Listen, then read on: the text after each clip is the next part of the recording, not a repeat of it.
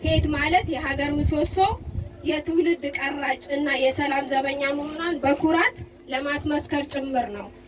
ፓርቲያችን ብልጽግና እምነት የሴቶች እውነተኛ እኩልነት ተጠቃሚነት ሳያረጋግጥ የሀገር ሙሉ ብልጽግና ሊታሰብ አይችልም።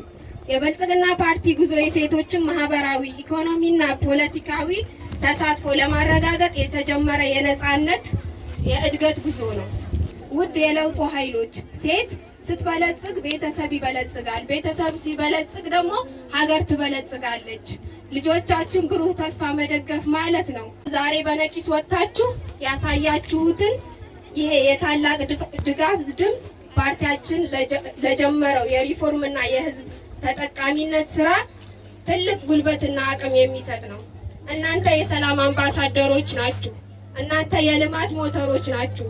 ይህ ድጋፍ ሰልፍ አንድነታችንንና ለፓርቲያችን ያለንን እምነት ይበልጥ የምናጠነክርበት ነው። ምርጫው ነፃና ተአማኒ፣ ሰላማዊና ፍትሃዊ ሆኖ እንዲጠናቀቅ የሴቶች ድርሻ ከፍተኛ በመሆኑ በምርጫ ምዝገባ ወቅት ያሳያችሁትን ንቁ ተሳትፎ በድምፅ መስጫው ዕለትም አጠናክራችሁ እንድትቀጥሉ እና የሚጠበቅባችሁን አስተዋጽኦ እንድታበረክቱ ጥሪዬን አቀርባለሁ። ምልክታችን የስንዴ ነዶ ነው።